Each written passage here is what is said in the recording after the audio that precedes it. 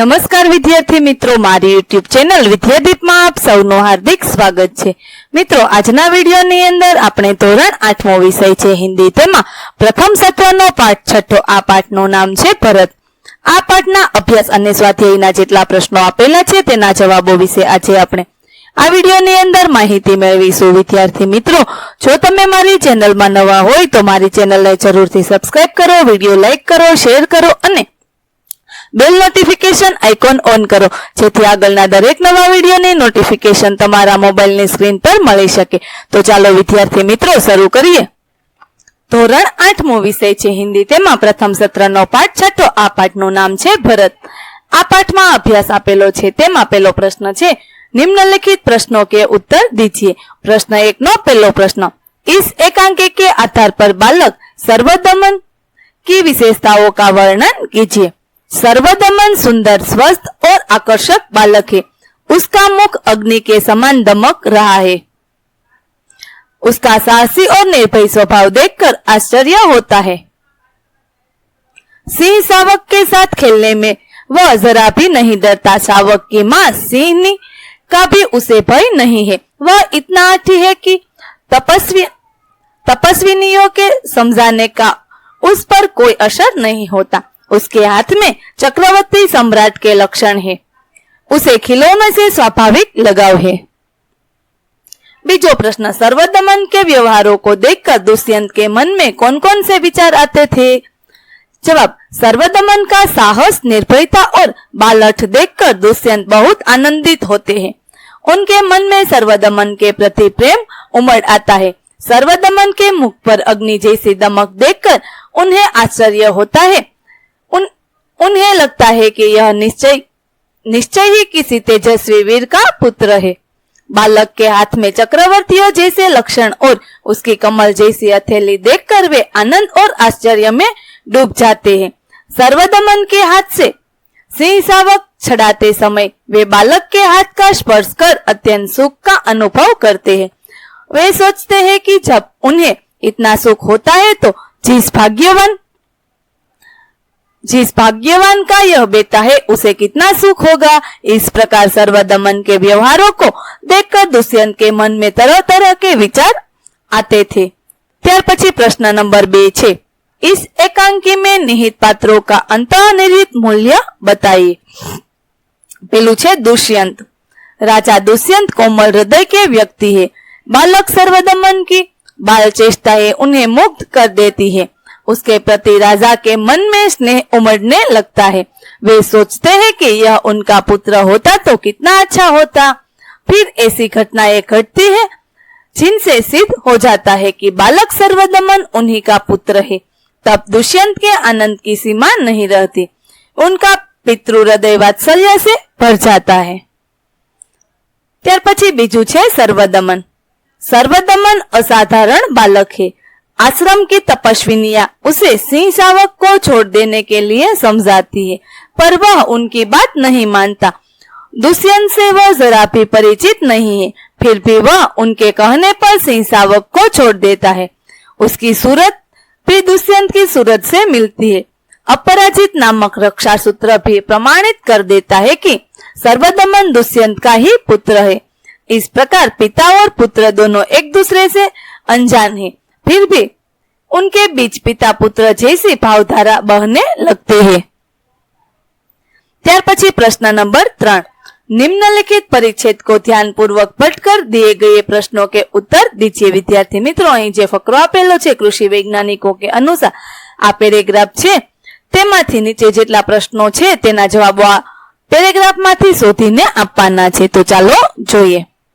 पहलो प्रश्न छे, एक अच्छा जंगल क्या कहलाता है? जवाब, एक अच्छा जंगल जैविक भंडार घर कहलाता है।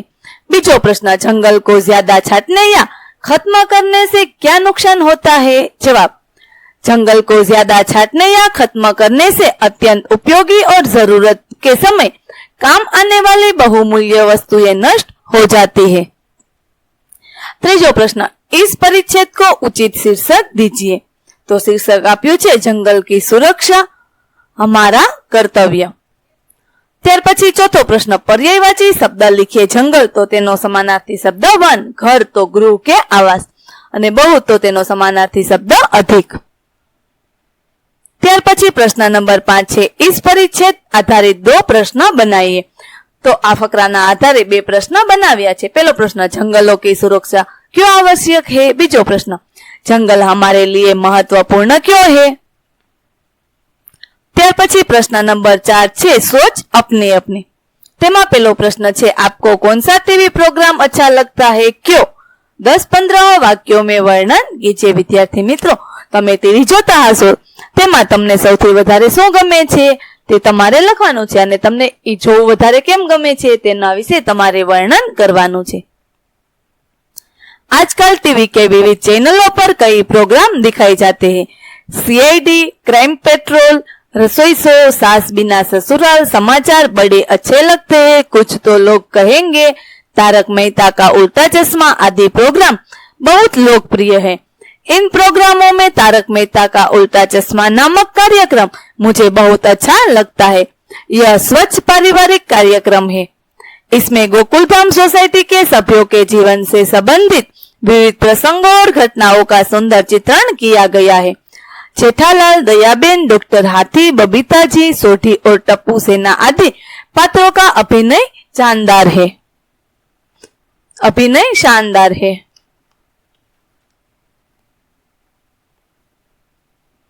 एक दिन जेठालाल अपने ही गोदाम में अपने सहायक नट्टू काका के हाथों गलती से कैद हो जाते हैं। इसके कारण उन पर जो बीतती है उसका बड़ा मार्मिक चित्रण दिखाया गया था। इसके अतिरिक्त टप्पू सेना की शरारतें, सोसाइटी का खेल महोत्सव, पत्रलाल पोपटलाल की पार्टी आदि प्रसंगों का प्रदर्शन बहुत ही मनोरंजक था। इस सीरियल में दिखाए जाने वाले सभी प्रसंग सुरुचिपूर्ण एवं शिष्ट होते हैं। विविध प्रसंगों में हास्य रस सहज ढंग से निष्पन्न होता है। सब प्रसंग बहुत ही मनोरंजक एवं शिक्षाप्रद होते हैं। इसीलिए तारक मेहता का उल्टा चश्मा प्रोग्राम मुझे बहुत अच्छा लगता है। ત્યાર પછી પ્રશ્ન નંબર 2 છે, आप कक्षा में पढ़ाई कर रहे हो तब भूकंप आ जाए तो आप क्या करेंगे?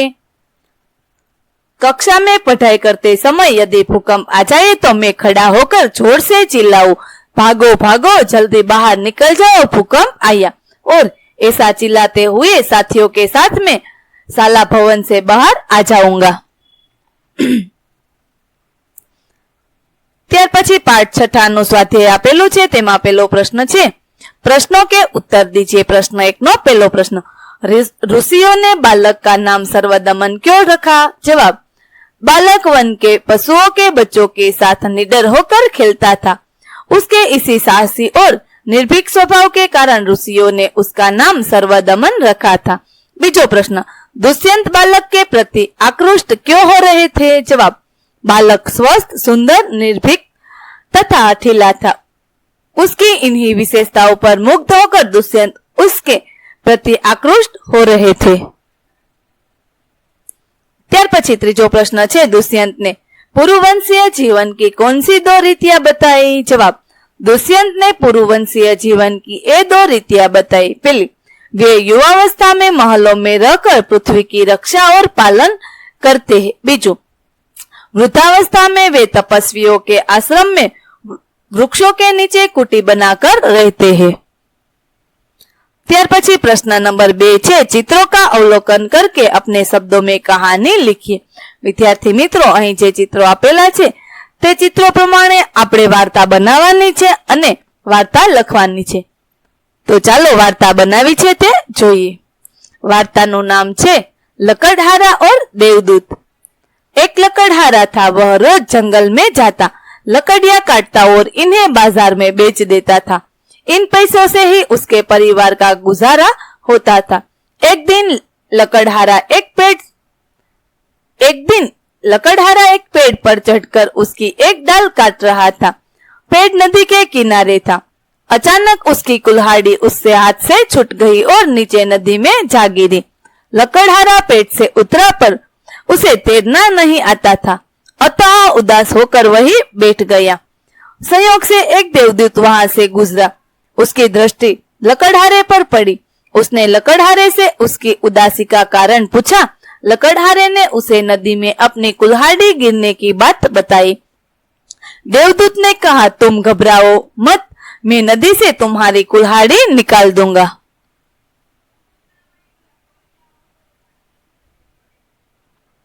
देवदूत ने पहले एक सोने की कुल्हाड़ी निकाली और पूछा, क्या यह तुम्हारी कुल्हाड़ी है?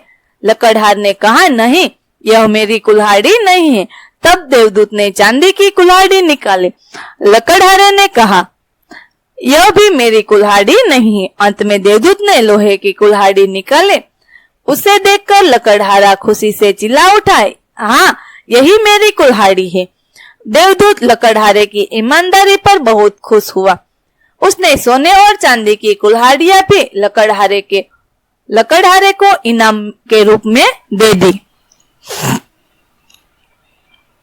विद्यार्थी मित्रों, અહીં આપણે ધોરણ 8મો વિષય છે હિન્દી, તેમાં પ્રથમ સત્રનો પાઠ છઠ્ઠો ભરત. આ પાઠના અભ્યાસ અને સ્વાધ્યાયના પ્રશ્નો પૂરા કરીએ છીએ. આગળના પાઠના અભ્યાસ અને સ્વાધ્યાયના પ્રશ્નોના જવાબો મેળવવા માટે મારી ચેનલને જરૂરથી સબસ્ક્રાઇબ કરો. વિદ્યાર્થી મિત્રો, ફરી મળીશું પાઠ 7 ની અંદર. ત્યાં સુધી આવજો.